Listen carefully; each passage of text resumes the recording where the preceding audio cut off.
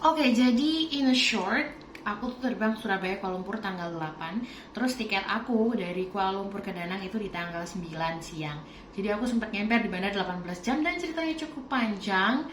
Karena aku suka nginget detail tapi kayak itu nggak penting banget. Aku udah tulis sendiri buat aku sendiri. Terus aku mau ceritain langsung di Vietnamnya. Karena ini pertama kali aku ke Vietnam, jadi aku pengen ngedokumentasiin ini. Aku nyampe di Vietnam itu jam 4 sore, enggak, jam 3 sore. Terus habis itu aku sempat bingung ya, karena aku tuh nggak punya SIM cardnya Vietnam. Karena kalau Singapura Malaysia aku udah ada langganan, aku bisa beli SIM card dari Indonesia, terus aku tinggal pasang itu internetnya udah nyala. Tapi aku tanya, dia katanya nggak punya yang Vietnam, jadi aku mau nggak mau harus beli telepon lokal.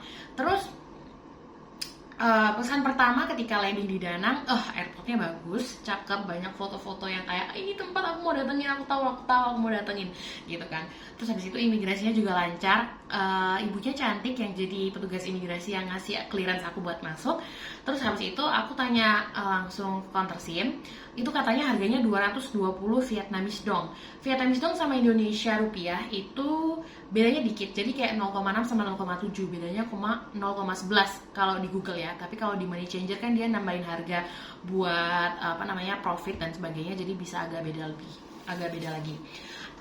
Terus habis itu aku mikir kayak masa 200.000 roughly, jadi Indonesia itu lebih kecil, Indonesia lebih besar. Jadi kalau misalnya 200.000 Vietnamese dong itu kemungkinan um, dirupiahkan jadi sekitar 230 mungkin atau 240, pokoknya bedanya puluhan ribu lah. Akhirnya mikir, masa sih 250.000 rupiah untuk kartu SIM mahal nih, mahal gitu. Nah terus akhirnya aku tuh ngechat ke ini sewa rental bike. Jadi aku tuh udah cari di Google beforehand, aku cari ini rental bike, aku kayaknya mau ngerental di sini. Terus aku udah punya nomornya, aku udah tanya-tanya. Terus aku sekalian tanya, punya teman konter nggak? Gue mau beli gitu, kalau beli di sini kayaknya mahal. Akhirnya dia bilang ya udah datang dulu ke tempat rental bike-nya. Padahal rencana awal aku beli ini dulu, beli SIM baru ke rental bike-nya. Jadi kan selama perjalanan dari airport ke rental bike aku bisa pantau di Maps. Tapi ternyata dia bilang ke rental bike aja dulu gitu. Ya udah, aku mau pergi ke sana. Terus rencana awal itu aku mau pakai taksi gitu. Jadi aku tuh belum tahu kalau ada Grab di sana. Terus ternyata ada Grab kan. Akhirnya aku pilih aja Grab karena taksi katanya dia minta 200.000 Vietnamese dong. Padahal kalau aku cek di Grab itu cuma 81 Vietnamese dong. Terus aku bilang kayak I just take the Grab then gitu. So aku naik Grab. Terus first time impression ketika naik di Grabnya aku kayak, setir kiri. Kirain selama ini setir kiri itu cuman kayak di negara-negara Eropa, yang kayak negara Eropa, USA gitu loh. Ternyata Vietnam yang literally ASEAN juga, negara tetangga lah ya hitungannya juga, itu ternyata setir kiri tuh kayak wow, Eropa vibes banget gitu kan. Terus habis itu akhirnya kayak masih tercengang-cengang tapi kayak oke. Terus orangnya, drivernya tuh sadly nggak bisa ngomong bahasa Inggris dengan baik, tapi dia sangat ramah karena dia mencoba untuk ngobrol sama aku. Akhirnya dia sambil nyetir tuh buka Google Translate gitu, dia ngomong bahasa Vietnam terus ditranslate ke Indonesia ke aku. Kayaknya itu juga mungkin pertama kali gitu ya dia dapat penumpang orang Indonesia. Terus dia cerita katanya dia tuh baru banget beli mobilnya diimpor dari Indonesia. Terus kayak padahal mobilnya expander kan, kayak expander emang buatnya di Indonesia ya, mungkin ini kali ya, ngerakitnya kali ya di Indonesia, jadi dia impor dari Indonesia. Dia cerita gitu ke aku. Terus habis itu yang lucu lagi, bapaknya tuh btw mirip apanya Choi Taek dari Reply 1988, FYI aja. Terus habis itu bapaknya tuh juga lucu karena dia tuh mencoba untuk ngenain dirinya ke lampu merah supaya dia bisa ngetik atau bisa ngomong di Google Translate-nya lebih lama buat ngobrol sama aku gitu. Terus aku kayak ya ampun, sengaja banget nih bapak gitu kan. Terus tapi aku ketawa-ketawa aja ngelihatnya karena kayak I really appreciate the effort untuk ngobrol sama aku. Kayak itu kan bukti bahwa dia ingin mencoba gitu kan. Jadi kayak thank you pak gitu. Terus habis itu aku aku ke rental bike kan sama bapaknya. Terus bapaknya tuh selama jalan dia tadinya bilang gini, kayak punya WhatsApp nggak, mau minta WhatsApp. Jadi dia kira aku dia nggak tahu kayaknya kalau aku mau ngerental bike, jadi dia kira dia bisa nganterin aku keliling-keliling, jadi maksudnya kayak jadi driver pribadi gitu. Padahal aku bilang, oh no, I'm gonna rent bike karena aku akan nyetir sendiri gitu kan. Kalau kalau sama supir pribadi agak boncos ya, mohon maaf. Akhirnya aku kayak, oh sorry, I'm gonna just rent bike, aku bisa mengemudi, aku mau nyewa motor. Akhirnya aku dianterin. Terus karena bapaknya baik, terus lucu banget karena ngingetin aku sama apanya Coytek, aku kayak, oh ayo pak, ini aku kasih uang 20.000 Indonesia dong. Dia kayak seneng banget gitu. Terus kayak ya udahlah, like I really enjoy make someone else day, jadi kayak thank you pak gitu. Terus aku turun, aku ke rental bike. Nah di rental bike ini ternyata motornya, kirain Matic ya, ada Matic yang kecil kayak Mio gitu. Ternyata yang paling murah tuh yang manual, semi manual gitu, yang pokoknya yang bebek, motor bebek gitu. Terus aku kayak ya udahlah ini aja nggak apa-apa yang paling murah, 170.000 Vietnamese dong. Jadi mungkin sekitar ya 200.000 kurang lah ya. Nah terus apa ya, aku tuh sebel karena kan aku udah ngechat sama dia, tapi kok dia nggak ada kayak ngomong harus deposit gitu ya. Apa mungkin itu kayak common sense, jadi kalau rental ya pasti ada deposit. Terus dia bilang depositnya ninggal paspor dong, atau ninggal 2 juta Vietnamese dong. Terus aku kayak, ya ampun, aku tuh cuma bawa 4 juta Vietnamese dong, masa aku mau ninggal setengahnya, terus aku mau makan apa gitu kan. Terus habis itu kalau paspor juga aku tuh nggak mau ya, karena paspor itu adalah ID kita di internasional, KTP nggak berlaku, jadi paspor itu harus di tangan, itu prinsip yang aku pegang. Tapi ternyata kata dia, no, a lot of people put passport here gitu kan. Kayak lah, ya udah dia, gue mah nggak mau gitu kan. Akhirnya aku nego-nego kan, aku bilang KTP aja nih ambil gitu kan, karena dia bilang kalau KTP atau ada ID negara masing-masing tuh katanya pernah ada orang yang nggak balik. So aku bilang kayak, Pak jangan khawatir, saya ini kerja di industri legal gitu kan, anak hukum gitu. Ya anak hukum. Terus habis itu saya nggak mungkin ngelakuin yang ilegal, dan saya butuh KTP saya untuk balik ke Indonesia, aku bilang gitu. Jadi jangan khawatir, aku cewek baik-baik, aku bilang gitu. Akhirnya dia kayak, yaudahlah sini mana KTP-nya. Terus aku seneng banget karena aku berhasil nego, karena aku nggak kebayang kalau aku harus ninggal 2 juta atau ninggal pasporku. Kayak aduh mati. Terus habis itu aku nyetir kan, bawa motornya ke hostel aku, lumayan deket ya. Nggak salah, aku ke counter dulu, dia ngasih tahu ini counternya nih, kesini gitu. Terus aku ke counternya, terus ternyata sebelnya adalah ketika aku sampai counter, masa orang counternya pas aku nggak bisa ngomong bahasa Inggris banget kan. Terus habis itu dia ngasih aku harganya 250 Vietnamese dong. Terus aku udah kayak mau teriak kayak, ya ampun ini mah murahan yang di bandara anjir, 220 gitu kan. Terus kayak, can you like go lower, cheaper gitu. Akhirnya ternyata dia punya yang 150.000 Vietnamese dong, itu 60 GB gitu. Kayak yaudahlah ini aja gitu, lumayan kan selisih 70 Vietnamese dong sama yang di bandara. Akhirnya aku beli itu. Terus setelah dipasang internetnya bisa, aku ke hostel. Nah di hostel, nanti review hostel sendirilah ya, ini panjang banget.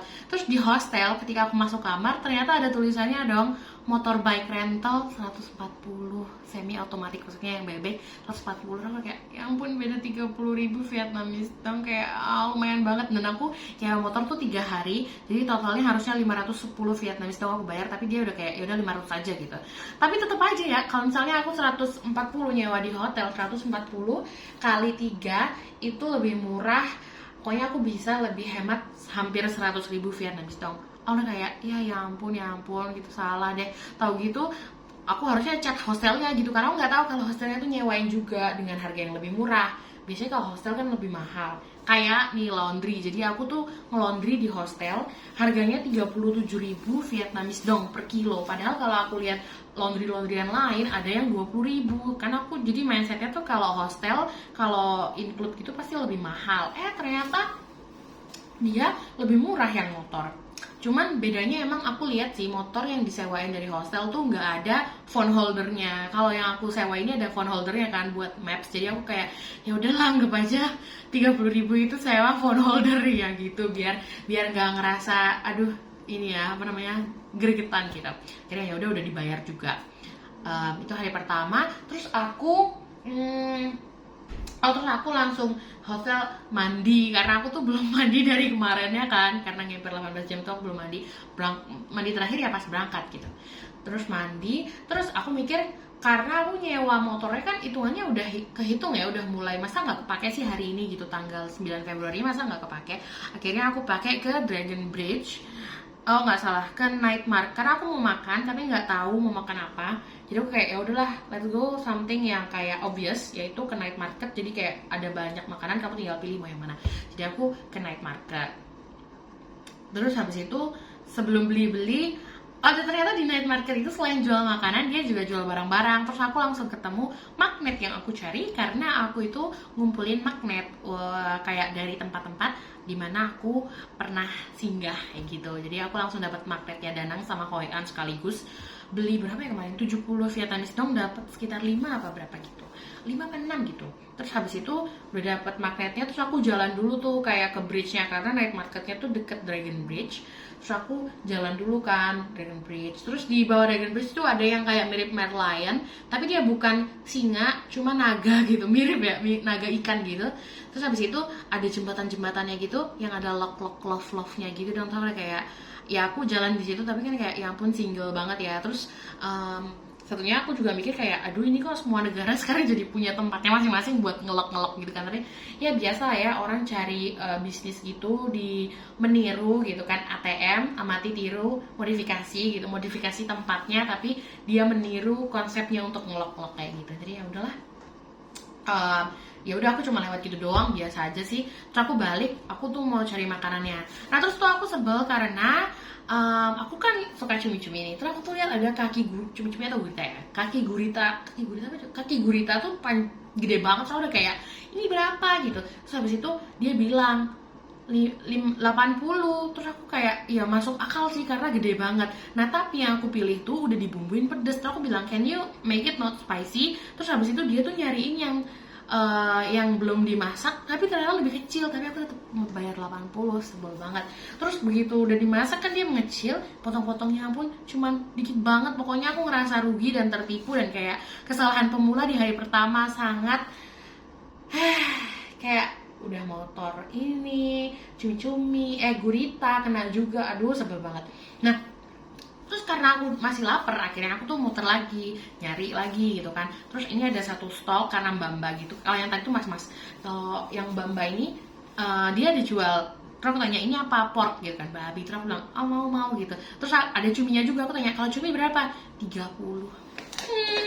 Jadi aku rugi 50 Vietnamese dong gitu. Maksudnya dengan ukuran kecilnya yang sama, tadi aku bayar 80, sekarang aku bayar 30. Dan kayak sebel banget. Terus akhirnya kayak ya udah mbak angkut lagi. Jadi aku kayak beli gurita sama porknya itu, sama ada satu lagi apa ya aku lupa, chicken kayaknya. Itu aku bayar 90, aku dapat 3. Tadi aku 80 cuma dapat 1 kecil. Sebel banget. Nah itu kan, terus habis itu aku beli bukan beli, terus aku kan duduk doang. Sama jus, beli minumnya jus mangga gitu. Jadi dia punya jus sama smoothie. Yang jus itu kayak sirup, jadi esnya masih batu-batu, terus kayak mangganya kayak manis sirup. Terus kalau yang smoothies baru di blender gitu kan. Terus kayak nggak ngerti deh. Pokoknya aku beli jus sama smoothies mangga. Terus aku tuh main app ini namanya Couchsurfing. Jadi aku main Couchsurfing, terus aku ngeliat ada fellow travelers yang kayak ayo hangout gitu kan. Aku bilang kamu mau kemana, aku di night market nih. Terus dia bilang oke, aku ke night market sekarang gitu lah. Dia gercep sih kakaknya, namanya Kak Melody dari USA.